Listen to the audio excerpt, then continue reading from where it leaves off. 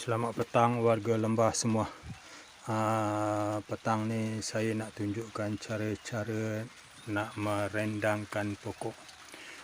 Sebelum ni saya ada tunjukkan macam mana cara-cara cantasan untuk merendangkan pokok juga. Tapi ramai yang PM saya, ramai yang tanya saya, ramai yang WhatsApp saya bertanya macam mana cara-cara nak merendangkan pokok yang mudah. Okey, petang ni saya tunjukkan cara-cara dia. Saya gunakan tali. Di samping itu kadang-kadang saya guna juga pemberat lah. Tapi biasa pokok yang kecil-kecil macam ni saya gunakan tali. Tali ni bertujuan untuk menarik dahan-dahan pokok yang mana kita nak rendangkan. Biasanya untuk merendangkan pokok supaya pokok tak tinggi, jangan melebihi kepada kepala kita. Senang kita nak kawal dia, senang kita nak buat maintenance pada pokok tu, terutama waktu nak kawinkan bunga, nak buat pendubungaan dan juga nak harvest buah. Okey, mula-mula kita ikat pada dahan yang kita nak rendangkan tu. Ikat macam ni. Okey. Ikat pada itu, kemudian tarik ke pangkal dia. Senang aja. Tarik ke pangkal dia hingga ke tahap yang kita perlukan. Tetapi jangan melebihi tali itu tadi, tali yang kita nak tarik tadi jangan melebihi daripada pangkal asal dahan tersebut. Sebab nanti bila kita tarik terlalu ke bawah, dahan tu nanti dia akan ke bawah. Terlalu ke bawah, berarti di bawah daripada pangkal dahan dia. Jadi pokok tu dah jadi tak cantik lah. Kita nak dia macam kita mendepakan tangan. Kita berdiri, kita depakan tangan. Jadi pokok dalam keadaan macam tu akan jadi cantik. Jadi kalau dah ada buah pun dia akan merunduk sedikit. Tapi kalau dah pokok tu terlalu kita tarik dahan dia ke bawah, nanti bila ada buah, pokok tu terus merunduk ke bawah lah. Maksudnya buah tu nanti dah terletak atas tanah. Jadi itu kena tahu.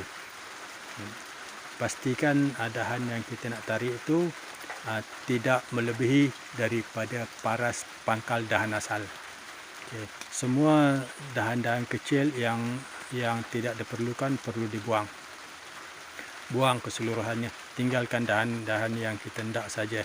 Dahan-dahan kecil ni kalau pokok itu makin membesar, dia pun tidak membesar. Dia kekal begitu. Memakan nutrien, baja dan segala yang kita bagi pada pokok lah. Jadi habis pada dia, lepas tu dia tidak mendatangkan hasil. Adalah lebih baik ianya dibuang. Okey, dahan ini juga kita buat macam tu. Supaya dia nampak kiri kanan dia tu merendang. Bagi pokok tu nampak macam seimbang. Kiri kanan ada dahan yang merendang dan depan belakang pun macam tu. Jadi dia tidak berat sebelah lah. Nanti bila kalau ada buah nanti saya maintain tak banyak. Biasa pokok-pokok saya dalam 5 biji 6 biji saja buah grade A. Buah grade A ni dia punya berat antara 4 ke 6 kilo. Itu buah saya. Jadi kalau dah 6 kilo sepokok, tak sabar berat lah. Kira 4 kilo lah sebiji. Kalau ada 5 biji dah 20 kilo. Jadi tahan ke pokok tu. Jadi itu kena tahu. Tahan ke dahan tu. Kalau dahan tu terlalu merunduk ke bawah, mungkin akan patah dahan tu. Jadi jangan bagi dia terlalu merunduk ke bawah. Okey. Pastikan supaya dahan tu jadi seimbang. Tidak terlalu ke bawah dan tidak terlalu ke atas. Kita tarik itu pun supaya dia tidak melonjak ke atas. Okey. Itu panduan-panduan asas dia lah nak tarik dahan pokok ni. Pokok ni yang saya rendangkan ni pun dah berbunga, dah 2 kali berbunga. Pagi tadi sudah kawinkan bunga dia. Ada sekuntum, ada 2 kuntung kot bunga dia tadi. Pagi tadi saya kawinkan di situ. Mudah-mudahan jadilah. Selalunya pokok yang awal-awal ni kalau dia berbunga pun dia tak jadi. Tak jadi buah. Kita kawinkan pun dia tak jadi buah. Okey, yang atas macam tu kita boleh rendangkan dia dengan menarik tali ataupun buangkan. Saya lebih suka buangkan sebab itu adalah batang utama. Batang utama tu better dibuang supaya dia kekal merendang begitu. Yang lain tu boleh kita tarik ke bawah. Dahan-dahan tak guna tu kita buangkan supaya dia kekal cantik. Cahaya matahari boleh masuk ke dalam pokok. Jadi apa-apa pokok pun kalau cahaya matahari boleh masuk penuh keseluruhan pokok, berarti pokok tu akan sihat, amat sihat. Okey.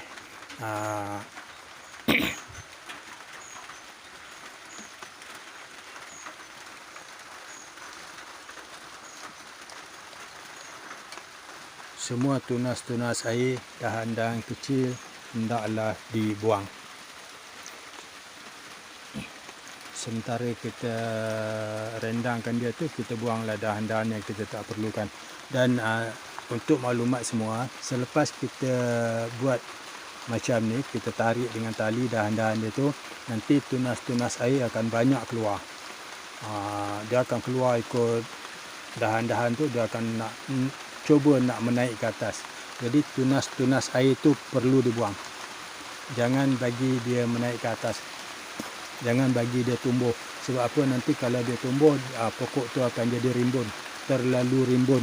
Bila pokok terlalu rimbun, dia tidak mendatangkan hasil. Itu orang kata pokok gila daun. Dia dah gila daun, dia tidak mendatangkan hasil. Dia sibuk nak berdaun, dia tak mendatangkan buah, tidak mendatangkan bunga. Jadi kena buang supaya pokok tu kekal begitu cantik dan dahan-dahan itu membesar, boleh membesar dengan baik. Okey. Yang lainnya tak ada apalah sangat, cuma nak maklumkan supaya pokok yang dah ditarik ni perlu dibuka tali dia lebih kurang dalam 4 ke 6 hari selepas kita buat. Itu bunga yang saya begitu saya kahwinkan pagi tadi lah, dah ada bunga dah tu. Okay. Kalau kita dah buat macam tu, kita tak buka tali tu pun boleh juga, tapi tak itulah. Saya biasanya 4 ke 6 hari selepas saya buat tu, saya akan buka tali tu, keluarkan tali tu, dan pokok tu akan kekal begitu. Berarti dah 4 hari dia dalam keadaan itu, dia akan kekal begitu. Pokok akan cantik begitu, dan kita akan sentiasa perhati dia supaya dia kekal. Bila pokok rendang macam ni, kita senang buat kerja. Tak kisah dalam keadaan macam mana pun. Kita tak perlukan tangga, kita tak perlukan bantuan galah ataupun apa-apa untuk kita buat kerja. Just capai tangan. Kita boleh capai tangan pokok kita. Semua penanam durian Belanda, sama ada yang tanam sikit-sikit lah, yang tanam besar-besar tu, diorang ada konsep diorang sendiri. Yang tanam sikit-sikit ni saya nasihatkan supaya buat pruning macam ni. Senang. Bila ada hasil ataupun ada bunga, kita tahu macam mana nak kahwin bunga, tapi bunga tu ke atas, macam mana kita nak panjat? Kita nak panjat pun tak boleh, kena guna tangga. Lepas tu nak buat malam-malam, konon-konon cerita. Okey, langsung banyak cerita. Pokok bunga tak kahwin kan, nanti kita pula masuk hospital. Okey, itu sebab saya ajar cara-cara yang mudah. Kahwinkan bunga pun saya ajar buat waktu pagi, supaya tak masuk kebun waktu malam. Masuk kebun waktu malam atau pergi ke pokok pada waktu malam ni banyak bahaya dia. Terlalu banyak bahaya dia. Jadi oleh itu, buat pendebungaan untuk kahwin bunga pada waktu pagi. Dan kalau pokok tu rendang macam ni, macam yang kita pruning ni, berarti kita dah tak susah dah. Kita dah senang dah. Itu pokok yang saya dah buka tali dah, yang saya dah pruning. Nampak cantik dah. Sebab tak cantik tu sebab kawasan tu semak aja, dan tidak dicantik. Memang cantik. Beberapa pokok kelilingnya saya dah pruning, cuma pokok ni lagi yang saya tak pruning. Belakang sana tu semua pokok-pokok durian Belanda saya. Pokok-pokok besar tu saya racun-racun bagi mati. Pokok hutan semua. Ini satu lagi pun saya dah pruning. Anak-anak tunas saya pun saya dah buang. Yang sana tu pun saya dah pruning. Tu dah rendang cantik dah. Alhamdulillah, pokok saya kalau orang datang tengok, yang tak pernah tengok, memang dia heran. Rendah pokok kamu. Alhamdulillah, rendah-rendah. Boleh capai tangan. Budak-budak pun boleh capai buah dia. Buah besar-besar, insya-Allah. boleh ikuti link YouTube saya macam mana cara nak kahwin bunga, nak bagi buah besar dan nak bagi pokok cantik. Ini cara yang kedua untuk merendangkan pokok. Saya gunakan batu bata yang saya ikat dawai. Dawai itu saya bengkokkan ujung dia. Macam mana caranya? Hanya gantung saja batu bata tu. Batu bata tu berat. Okey, gantung saja. Gantung di mana kita hendak dahan yang kita rendang tu. Okey, gantung.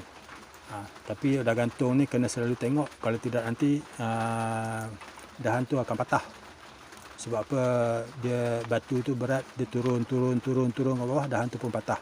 Gantung saja macam tu. Nampak? Senang. Saya banyak guna batu bata. Dulu saya guna botol. Batu botol saya susah nak cari, susah nak ini. Batu bata banyak, lebihan-lebihan saya buat rumah itu hari.